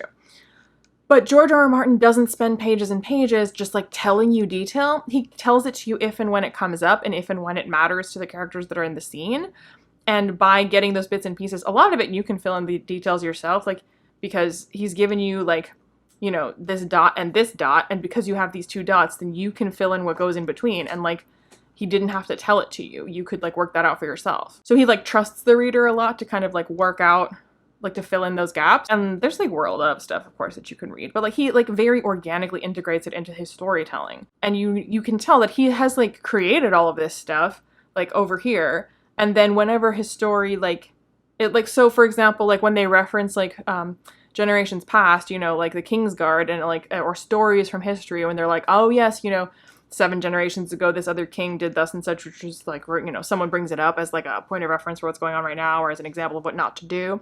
And you can just tell there's this like this deep well of lore that he has to draw from if and when need be. But he's not like, well, I came up with all this. I mean, he wrote Fire and Blood, but that's a separate book. So like he's not like spending like a huge amount of pages in A Song of Ice and Fire just doing Fire and Blood because he's like, I came up with it, you're gonna hear about it. And I hate that. I mean, I love what he's doing. I hate when authors do the other thing, which is what this is, where it's just like constantly details about how we've come up with this, like how these ships work and what the titles are and what the names are and the magic and everything. And like nobody in here feels like a character. Like you have much better character building in Fire and Blood than you do in this. Like I could not at any point muster the ability to care. I finished it. I kind of wanted to DNF it, but I was like maybe once we like get over Wikipedia summarying like our world, maybe we'll have a story I care about, but that never happened because none of the characters talk like characters. The characters are all just vehicles for delivering all of this information about how this world works, and at no point does it sound organic for them to be using the words and the names and the titles. Like it all feels so like, this is a different world, so we talk differently, and we can't just say the normal thing, we like always have to use the title for it, because like even that, like, okay, so you have different names, different ranks, different titles, different stuff on the ship, like it functions differently, but like people still will generally like not say the full thing, like IRL, you know, like because they already know, so you don't have to come out and say the thing every single time because we just know. But in books like this, they always like have to come out and awkwardly like say the thing and use the word and talk in ways that are just like so painfully inorganic that like I can't take them seriously as characters, and therefore I can't take seriously their problems or the plot, and I don't have any reason to care about any of this. And the plot is like really halting because we have to keep stopping the plot so that we can like talk about the world of stuff. Like, there is a lot of inventiveness to this, which is why I did finish it and where I wish I liked it. Because I think there's credit to be given for that. But just have come up with it. Have it to reference. But focus on telling your story. Like, we don't have to totally know what's going on. Like, we'll pick it up.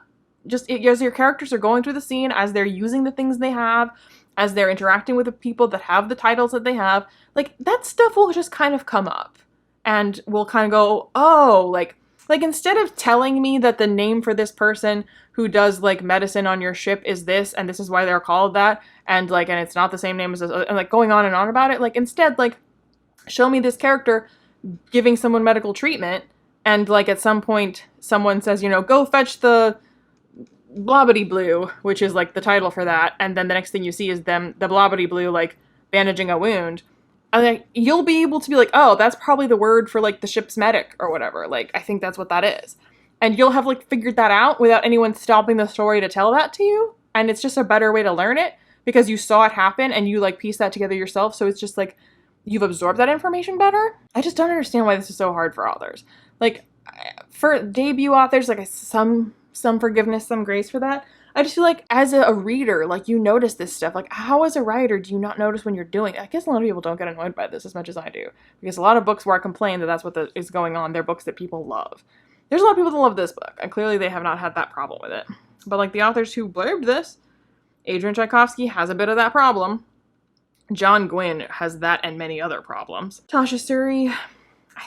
Did I read anything by Tasha Suri? I'm not sure. And then Peter McLean, I like Peter McLean. So, yeah, I don't know why he liked this, but, you know, to each their own. Robin Hobb just said, brilliant, one word. I mean, I would say the world building itself, like in a vacuum, is brilliant, but it's not being told brilliantly. Like, I just did not care. I cared a negative amount about anything that was going on because there was just no reason for me to. It was all so, at times I think it was actually genuinely bad character work, but it was like so hard to tell because it was just so bogged down in like world building information that I was like, I don't feel like this is like a normal way for these people to be acting or reacting to what's going on or to this person doing this thing. But it's so hard for me to tell because I have not gotten a feeling for like this world at all. It's all just been like told to me like in a lecture. Like the difference between hearing about the Industrial Revolution in a lecture with a PowerPoint presentation and like a list of facts about it versus like watching an adaptation of a Dickens story, like completely different vibes. One of them you actually get a sense for like the vibe of like a city and what it would be like to live then. And the other is like, these are pieces of information that I just like have memorized, but they are not forming a picture in my head of like the type of world this is. And authors that tell their stories more like a lecture and a PowerPoint than like an adaptation of a Dickens story. Like when we're doing storytelling, you know, I don't think I need to explain why it's preferable to be doing the one that provides an image in your mind and a vibe and a sense and an emotional resonance rather than pieces of information to memorize, which this feels like pieces of information to memorize. That is not fun. That is not good. That is not to be preferred. So yeah, I will not be finishing this trilogy, and I will definitely be getting rid of these gorgeous, gorgeous books, unfortunately. And it's too bad. But at least the world building was original. This is not good storytelling. And you have to have both. And if honestly, if I have to choose one or the other, I will choose good storytelling over interesting world building every time. A lot of times they go hand in hand. People who are good at the one tend to be good at the other. Actually, is that true? That's not true, because this is good world building. I think it's good world building. It's so hard to tell because it's just pieces of information that I have no connection to. Anyway, yeah, not for me. Definitely not for me. Like, I want to give it higher than 1 star because, like, there's inventiveness here, there's effort, creativity, etc. It's pretty original. I haven't read anything quite like it in terms of like high seas adventure, yes, but like the specifics of like how it all works, like there's been thought put into that. But it's like 2 stars at best. There's only so much credit I'm going to give that when the purpose of this project is to tell a story. That's what a novel is. So, yeah. Anyway, hopefully I like the next one better. Next is a book that one of my patrons raved about, and then a different patron got the book for me. And that is Illborn by Daniel T. Jackson. I have since heard, this is really heavy. Why is this, are these pages like Bible thin pages? Anyway, I have since been told that I probably will not like this, but I would like to know for myself, and I have it. So if I hate it, well then great, I can sell it. And if I love it, well then great. I have a new book to love. This is so heavy. Why is it so heavy? I have a couple of books to update you on. One of which I finished last night. And one of which I DNF'd a little while ago, and I was like, I'll film it. And by a little while, I mean, it's only been a few weeks when I read like a chapter, and I was like, oh no, no. So why don't we start with that one? So this book is beloved by one of my patrons, and that's how it ended up on my radar, on my wish list, and then purchased. It's the patron that loves this book did not get it for me, because the patron that loves this book, I don't think would ever have thought that I would like it. So patron of mine who loves Illborn, just don't watch this part, just skip ahead. I will not shame you by naming you. You know who you are. Don't watch this part. If you're watching this video at all, don't watch this part. Illborn by Daniel T. Jackson, which is it self-pubbed? Well, I mean, it says Troubadour, but is Troubadour one of those like, that's like not self-pub, but it's like self-pub? I don't know. As far as I can tell, it seems self-pubbed or self-pub adjacent. Oh, I still have the note in here from when it was gifted to me. Lamel. Anyway, so after it was gifted to me, there was some chatter. They're like, oh no, who gave this to Leanna? Like, no, she will not like this. And then when I put it on my priorities for this year, everyone was like, oh my god, why? You're not gonna like it. And I was like, well, I own it, So maybe I will like it. I don't.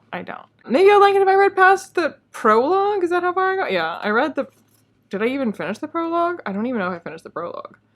I think I read 2 pages. This is like with, what is that romantasy book that I DNF'd? Something about hatching. When the Moon Hatched, is that what it's called? I don't know. Yeah, I read like just the prologue of that. So actually I think I did read more of When the Moon Hatched, because I think I literally just read like 3 pages of this.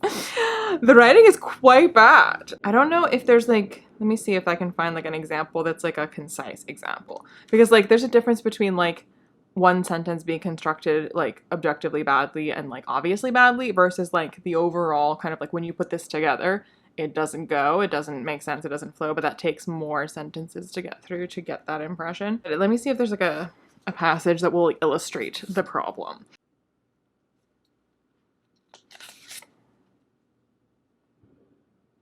Yeah, okay. Yeah, with When the Moon Hatched, it was grammatically incoherent. Here, it is not, that's not the problem. It's not that this is like grammatically incorrect or grammatically incoherent. It's just so amateurish as to be painful. Like, this reads to me, I'm so sorry if you love this book, and I'm so sorry if your name is Daniel T. Jackson. This reads like something that a 12-year-old would write. And if a 12-year-old wrote this, I'd be like, you have a great future ahead of you because this is like where you're starting from, and like this is like far from something someone would publish. But like, you know, like you're taking a stab in the right direction. Let's clean this up a lot. So I'll just, yeah, like you get that sense just from like the first little half page. So I'll just read that. How does the opportunity ever arise for one person to alter the destiny of the world? Although Cadden's syndrome had a passing interest in matters of philosophy, he had never given any previous consideration to this particular question.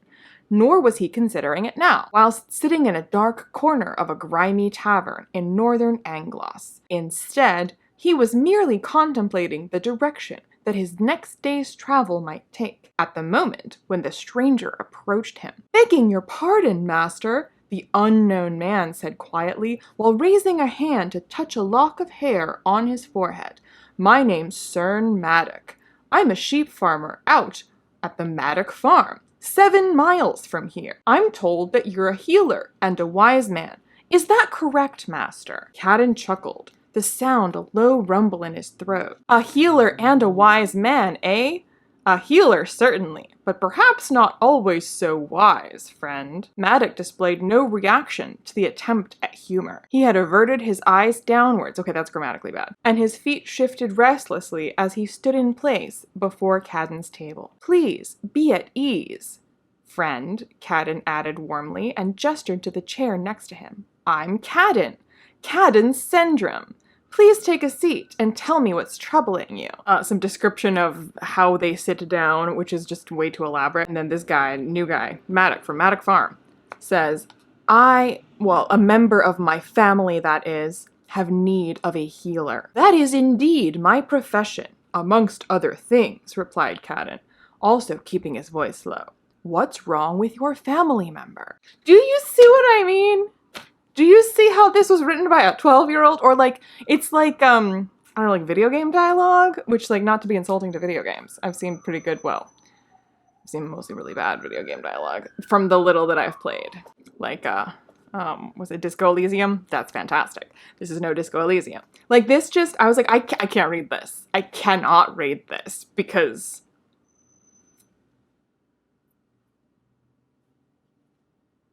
Do you see? Do you see?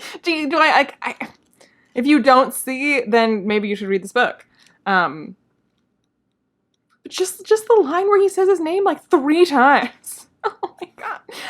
Like just looking at it on the page, the amount of times, let me see. Oh, I won't zoom in because my camera is, maybe I can put it, I probably won't. I'll try to put an image somewhere. Leanna, editing Leanna, don't be lazy, do it. But like in the space of 3 lines, when you're just like looking at the page, it says Cadden 4 times. Wait, okay, let me undo the focus. Oh, I did it. Did I do it? I did it. Okay. Okay, now focus on this page. Yeah, look.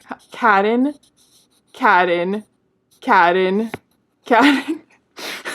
Focus on my face again. Do you see, like, any editor would look at that and be like, do you see how this character's name is here 4 times? That's not necessary. Actually, most of this was unnecessary. Like, just chop this down. Like, just all of this unnecessary words, an unnecessary, like, logistic description of raising a hand to the forehead where the lock of hair is to touch the, I'm like, Jesus Christ. Like, no.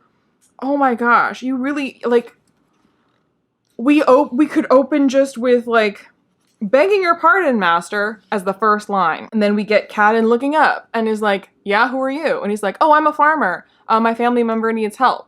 And then Cadden can be like, well, I mean, I guess I am a healer. So sure, what's up? Like 4 lines. That instead of 2 pages.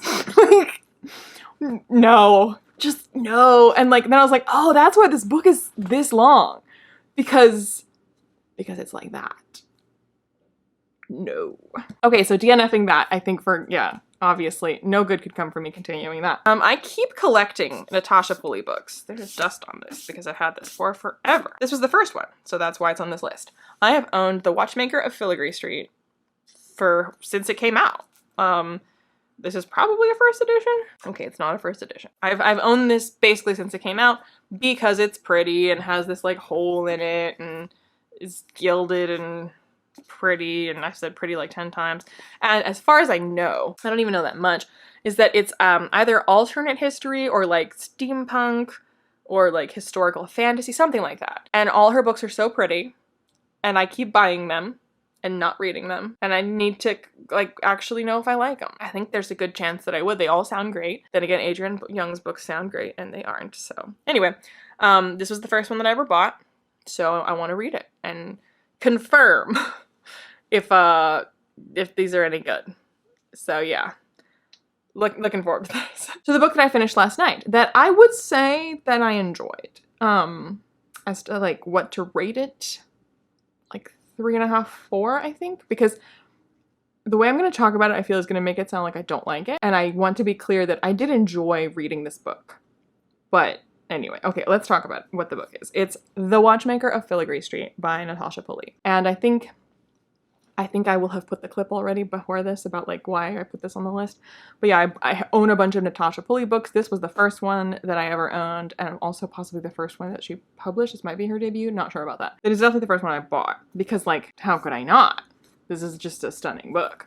But I've had this and a bunch of her books for a long time that I just kind of keep collecting, and I was like, I need to freaking read this because it certainly looks beautiful. Like, I want to like this book because it's very beautiful. So, again, I would say I liked this, and I would read more from Natasha Pulley. So most of the way through this book, I was kind of thinking about what I'm going to say, in a clip like this.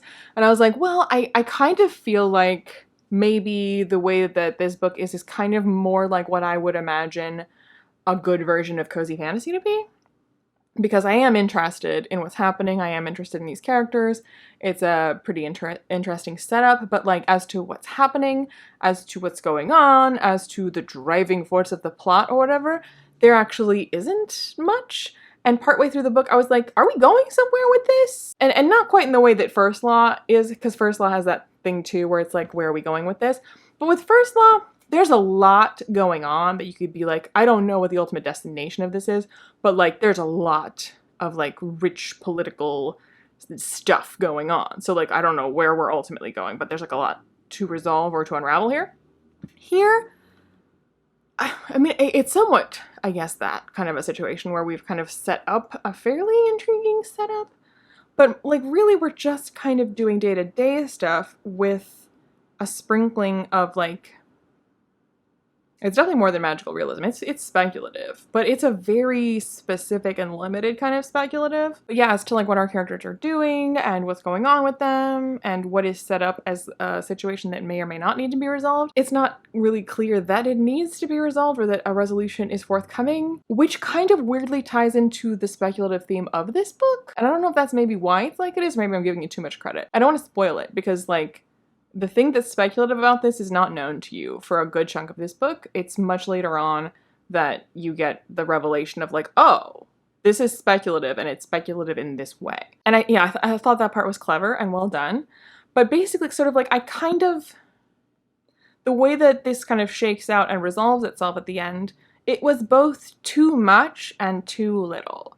And I don't really know how else to say it without actually getting into specifics, which I'm not doing because I think you should read it. I think it's pretty good. It kind of didn't, like I said, the story like didn't seem to like really have a super clear direction or point to it.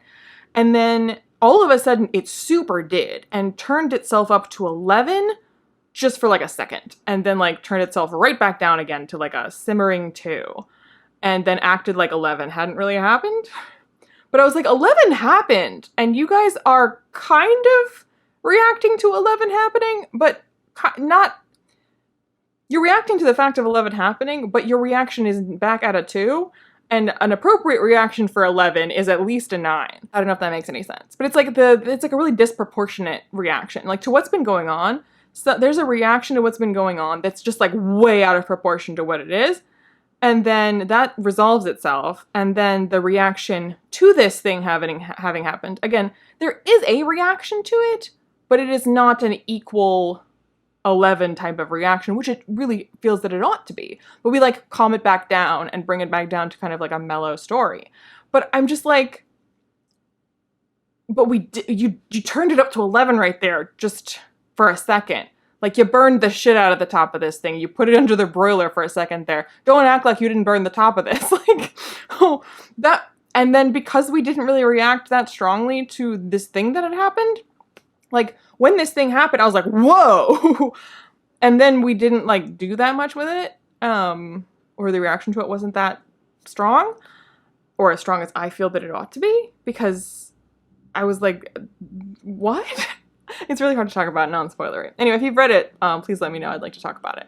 I don't think I know anyone that's read it. Because I think, yeah, overall, it did a lot of things in a way that I like.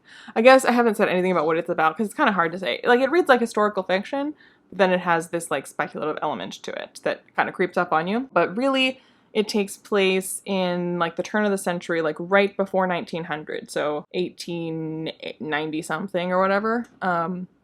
And the main character, arguably main character, we have a couple POV characters, but the main character, he works for the telegraph office in London. And I guess this isn't really a spoiler because it's kind of the inciting incident at the very, very beginning of the book. There's a bombing from like Irish nationalists, and he gets given a watch. Then he doesn't understand, like, it's just like left for him in, I think it's in his apartment, not in his office, but it's just like left for him. So then he seeks out the clockmaker, the watchmaker, the eponymous watchmaker of Filigree Street. And kind of go from there. So like that's the setting and the tone. Yeah, it's just like, it reads like historical fiction of the very, very late 1800s, early 1900s. There's revolutionaries, suffragettes, there's clockwork, there's telegraphs. Like, we're on the cusp of a lot of new technology, but it's not like fully integrated into society. We still have like carriages and stuff. So it's a good atmosphere. It's interesting. The characters are pretty good. The setup is interesting. The speculative element is interesting. Again, it's more just, I was like kind of like bopping along in this story, kind of being like, huh, interesting, huh, cool, yeah, I'm having a good time, yeah, this is nice, I like this is interesting. And then we just like turned it up to 11 real quick, and I was just like, what? And then right back down again to like, and the story's over. I was like, I just really don't know how to feel about that at the end. Like, I still overall enjoyed it, but like, what the heck? So yeah, for sure we'll read more Natasha Please. I know the Bedlam Stacks, it looks a lot like this, but I don't think it's related to this at all. I could be totally wrong about that, but I don't think it is. I think it just like has a similar aesthetic, and I think it might also read like a speculative historical fiction. But I think an actual sequel to this is The Lost Future of Pepper Harrow, which I also have. I think that's actually a sequel to this, not just like another book that's in this kind of style, which is what I think Bedlam Stacks is. I could be wrong on all accounts. Maybe it's all a trilogy, or maybe none of them are connected. I have no idea, but that's my understanding and impression. And I for sure would want to read I would want to read more from Natasha Pulley, and if in fact The Lost Future of Pepper Harrow is a sequel to this, I would also definitely want to read that. Bedlam Stacks, probably next though. It's so pretty. Oh my gosh, Bedlam Stacks. Like, this is pretty, but then I saw Bedlam Stacks and I was like, that's even prettier. Which is neither here nor there. So yeah. Success. Like, I am glad I own this. I'm not going to be getting rid of this. I think I like this author. And if this is her debut, then I'm going to give it a lot of grace, because it's a very good debut, if in fact it is a debut. Yeah, just like, what the heck, man? So if you've read it, please do let me know, because I don't think I know anyone that's read it. So I don't have anyone to be like, did you not also feel like the bit in the middle was like, what? The next one, actually the next two, are books that I keep putting on buddy read polls for my patrons, and they keep not choosing them. So you know what, screw y'all. I'm not gonna wait for y'all anymore. You don't want to read a message received. I will read them myself, and they're probably great and you're missing out. Or they suck, I don't know, we'll find out. But that is A Crown for Cold Silver by Alex Marshall and Heroes Die by Matthew Woodring Stover. Heroes Die by Matthew Woodring Stover. I always want to say Stower. It's Stover. I don't know, I don't think I said this when I said that I was picking it, but the reason that I knew about this book at all was because Pierce Brown really likes it, and whenever I bought this years and years ago, it's at least like, I want to say like 5 years ago, 4 years ago, I don't know, was because Pierce Brown had like posted on his Insta story being like, God damn, this book is so good, and I was like, I've never heard of that, and like, what a old-timey looking cover this is. So I looked it up and found, it was pretty hard to find a copy of it, but I found it. It wasn't like terribly expensive, but anyway. So I just kind of had it on my shelf for forever. I did say, I think when I did my picking it announcement, that it was because I kept putting this on the poll for my patrons to read with me, and it was never winning. So I was like, fuck it, I'll read it myself. So anyway, I mean, it was just like a quick post from Pierce Brown that led me to look it up and be like, oh, that sounds pretty interesting. So I don't really know if he was like rereading it when he said like, oh, goddamn, this book is so good, or whatever he said.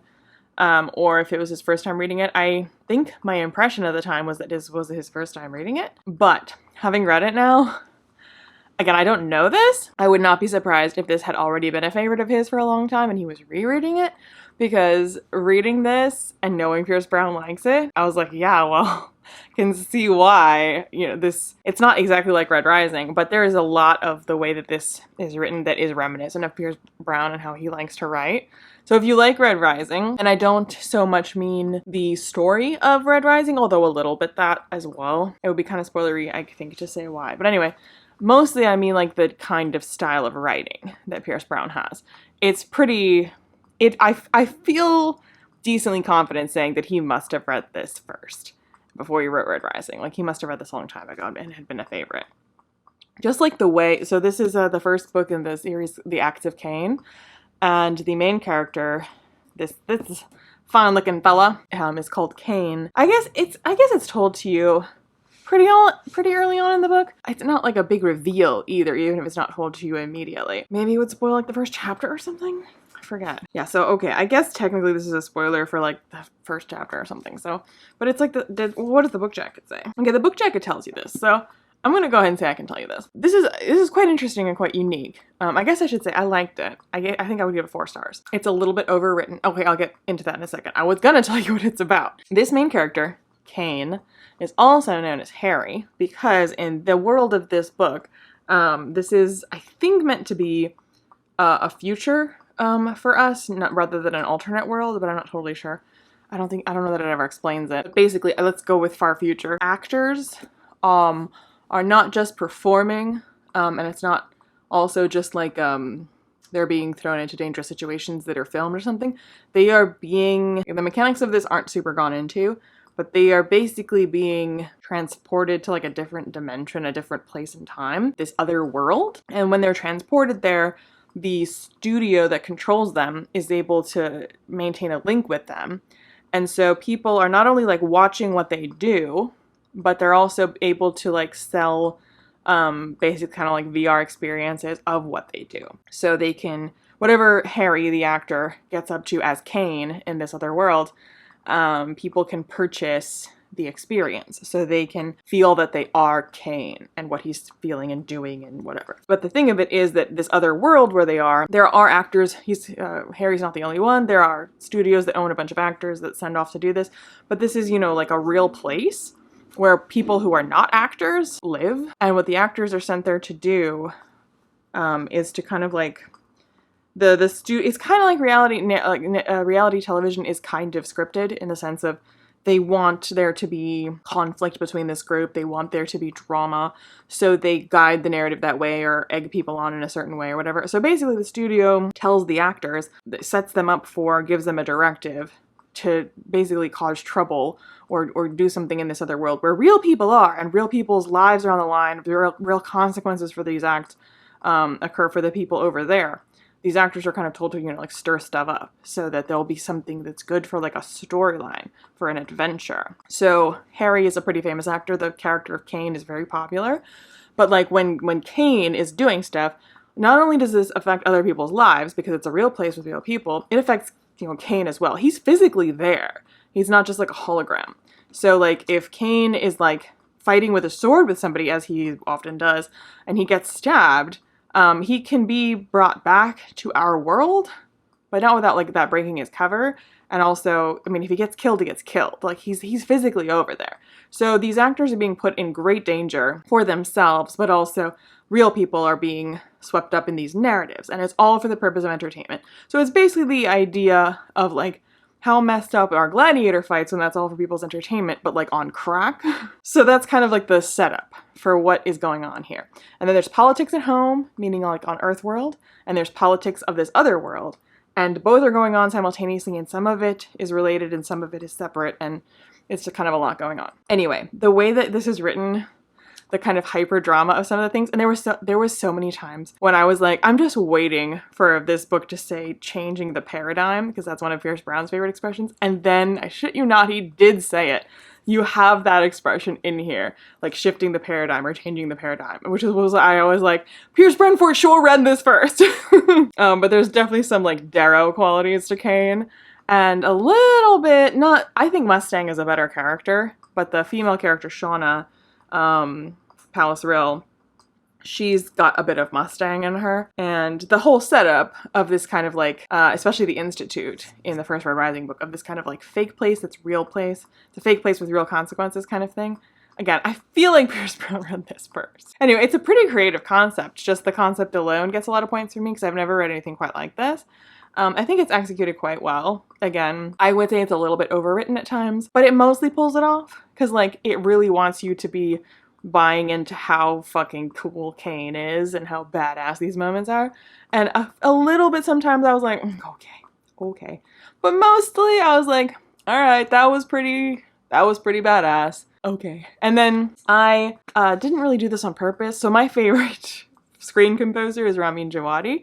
And I am always talking about that. But anyway, so my like official Red Rising soundtrack, meaning anytime I'm reading Red Rising books, I am listening to the soundtrack from Pacific Rim, which was composed by Ramin Djawadi. And to me, if I watch the movie Pacific Rim, I'm like, why is Red Rising music playing? That music is Red Rising music to me. Anyway, because I was reading this while on vacation and I was like in airports and stuff like that, then I wanted to like block out noise, but I didn't want my go-to is Ramin Djawadi. So I just like put clamshell headphones on and I was like, well, I can't do Pacific Rim because that's my Red Rising music. I was like, I don't know. What other soundtracks from Ramin Djawadi could I throw on? So I picked Warcraft, which is another one of my favorite soundtracks that he did. So I listened to the Warcraft soundtrack nonstop while listening to this. And it does have, I mean, it's the same composer, so it has some like Pacific Rim-esque kind of moments to it. So this being tied into a Ramin Djawadi soundtrack for me, the way Red Rising is tied into a Ramin Djawadi soundtrack, and the narrative styles and the kind of the turns of phrase, it's a very Red Rising experience just generally and definitely for me. So I am interested to read. This is the first in a series. It can definitely be read as a standalone though. So I kind of want to read the next book, but I'm not sure. I'll probably like try it. But this works perfectly well as a standalone, which actually Red Rising doesn't. Forget what I said that. Anyway, so after all this time, I did really like it. It's a little dated, it's a little overwritten, but it's overall an engaging concept, and I think it did drag a bit here and there. Like, it kind of gets in the weeds with, like, there's a lot of characters, a lot of politics to follow, and it gets a little confusing, and we get, again, into, there's a villain in it that's also, like, extremely mustache twirling, that there were times when that character was doing stuff that I was just like, oh my god, this is so exaggerated. That annoyed me a little bit, but mostly it was like pretty interesting characters, pretty interesting politics. So I mostly had a good time with it. It just dragged a little bit for me here and there. Got a little hard to follow sometimes, a little overwritten sometimes, again being a little bit too wanting to go for the super cool or the super villainous or the super badass, the super violent. I think this would make a fantastic film or show. It's, again, a very original concept. I've never seen anything quite like this. So I would for sure recommend it. But just kind of, the cover, like, is kind of a cheesy, old, dated cover. But the cover is actually a really, I think, good representation of what this book is like. So if you are disgusted by this cover, don't read this book. Because this cover, yeah, that's what's in here. So, also, tell me this doesn't look like Pierce Brown. No wonder he picked this up. Anyway, one of the rare successes in this project. I like it. I would recommend it again with those caveats and asterisks. Next up, I have Starsight by Brandon Sanderson because I really, really liked Skyward, and I've been very nervous about reading the other books because everyone tells me that I will not like the rest of the series. The fourth and final one just came out. I own them all in the pretty UK editions, and Bookborn tells me that I would probably like Starsight, possibly even better than Skyward, but that I should stop after that. Can't promise I'll stop after that because I do own them all, but alright, I will read Starsight. And we'll see if I like it better than Skyward. And last but not least, I finished Starsight by Brandon Sanderson. I shocked everyone a few years ago. I forget what I said when I picked this, but I shocked everyone a few years ago when I read Skyward. Kaz, no! When I read Skyward, I don't remember why I read it. I kept collecting these pretty UK editions. Is that why I read it? Because I was like, I have it, so I should read it. Something like that. I don't know. Or maybe someone was talking about it, and I was like, hey, I should read that. I don't know. But I read it and I was like, hey, actually, I really enjoyed that. I have heard a lot of people talk about how the series goes downhill. I have all the pretty UK hardcovers. Bookborn was like, I think you will like Starsight, but maybe stop there. So I did like Starsight. I did not like it as much as Skyward. I think Bookborn likes it better than Skyward, or thought that I would like it better than Skyward. I gave Skyward 5 stars. This is going to be like a 4 stars, I think. Hi, Jazzy. You're so cute. I mean, it's been a minute since I read Skyward. I actually had messaged Bookborn to be like, where do I get a recap of Skyward? Because I don't remember anything. And she directed me to whatever it's called. Y'all Sanderson fans, you know. The Sanderson site. And she sent me the link, and when I opened, or like clicked the link. Kaz, no. There was a pop-up being like, hey, this is a live site, and there may or may not be spoilers for Wind and Truth. It was like this big, like, warning that you had to, like, click accept. And I screenshotted it, and I was like, this is so excessive. She was like, this is the Sanderson fandom. What did you expect? And I was like, fair enough. I don't know why I brought that up. Oh yeah, it's been a minute since I read it, so I don't know if I'd feel differently if I'd read Skyward now, like if I'm just like a different person, because it's like 2 or 3 years since I read it. This one struck me as a little bit more juvenile than Skyward, or maybe not that it's more juvenile. It's more that what's going on in the plot, I don't feel like can get away with being that juvenile anymore, if that makes sense. Because I feel like the first book, and I don't want to say too much because it's very spoilery for what happens. I had no idea what this would be about, and it was quite fun kind of discovering what it would be about. But the first one is a relatively small story, relatively contained, and a lot of the childishness is harsh, but it's a little juvenile. But like the main character is young and kind of inexperienced and kind of naive and kind of yeah. So she encounters kind of a lot of pushback on that, and she herself, you know, is going to school. It's like a school setting kind of vibe, or at least a training academy for pilots.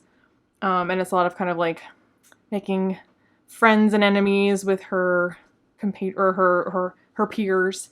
And there's like, you know, other people around her who are her superiors, her mentors, her whatever. So it just feels like fine and appropriate that she'd be kind of, that it would be more juvenile.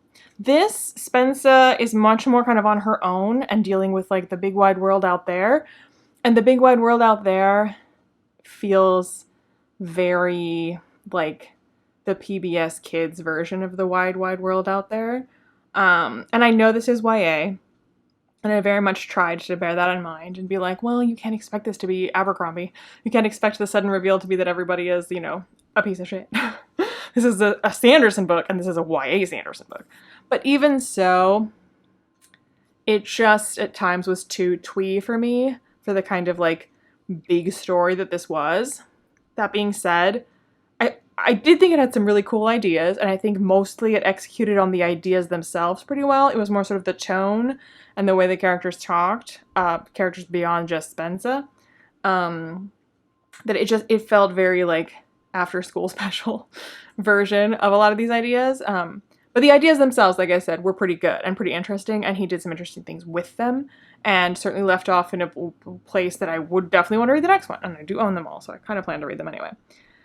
So yeah, and I forgot how irritated I was with the word scud. I was definitely annoyed with that the first time. I think I maybe even said at the time that I considered docking it a star just because it was annoying.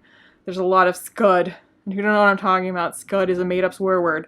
And it is the only made-up swear word. That's one of the things that kills me, which was also the case in Stormlight Archive, that it was just storming. And I was like, okay, it's already a bad fake swear word, but the fact that there's only one, like, people have more than one swear word. If you're going to insist on making up swear words, make up a handful, but like nothing, they never say anything besides scud and scudding. And it's just like, that can be one of them, I guess, although ideally not, but come up with a couple others maybe. So anyway, yeah, hard to say anything about it without spoilers, because it does kind of go off in a direction that is like not at all clear that that's what it's going to do from the beginning, which was like very, again, interesting and fun to uncover. Again, it was a more that all of that interesting stuff was sort of told and conveyed and presented in a very juvenile way. Which, maybe if this was an adult fantasy, I would actually dock it a star for that. Here, I want to be like, well, it's YA and I would rather it not be YA and it just kind of treat this a little more seriously. But that being said, it's far more palatable and less twee than something like Becky Chambers. And I think it handles a lot of similar concepts that Becky Chambers tries to tackle, as concerns like extraterrestrial species and artificial intelligence and this sort of thing. And I think it does a better job. Maybe that's why Bookworm was like, you're gonna like this, because she saw how much I despised A Long Way to a Small Angry Planet. She also doesn't really like it. She's not enraged by it the way that I am. You know, don't go yell at Bookworm. But she was not a big fan. I had a lot of similar problems that I did with that book, just not to the degree that I did. So I think maybe she was like, well, Starsight did it better, so you'll like Starsight. It wasn't perfect with some of the things. I could nitpick it. But overall, I enjoyed it. And mostly, I kept kind of like bracing myself like, oh, what are we gonna do with this? And I was like, okay, not bad, not bad. Not perfect, but not bad. So, yeah. Glad I read it. Was a good time. Quick, easy read, because it's Sanderson. His prose, you know, flies by. I did read a big chunk of this while on an airplane, which felt apropos. Yeah, success. And that's the last one. I did it. The 11th hour, I did it. I finished all the books. And I don't have them all stacked next to me to show you, but I presumably show them to you in a stack some at the beginning. You've seen them all now. Here's to better reading in 2025, because this time around, I think maybe the highs were higher, but the lows were lower. Although I think last year, I think Jade City was in it last year, and this year was Lightbringer, and this coming year, which I don't think I've posted yet, the list of books that's going to be for 2025, it also has its own Jade City and Lightbringer type of book in the list. Well, yeah, and the last year I didn't really let myself DNF very much. This time I was just like, no, I'm not reading this. So yeah, mission accomplished, did it, and here's to 2025 and reading good books and reading the books that are on our shelves, because that's kind of the point of these projects, is to shop my shelves, make a project out of it. All right, that's it. Happy New Year, and I'll see you whenever I see you. I don't know what's going up next. Okay, bye.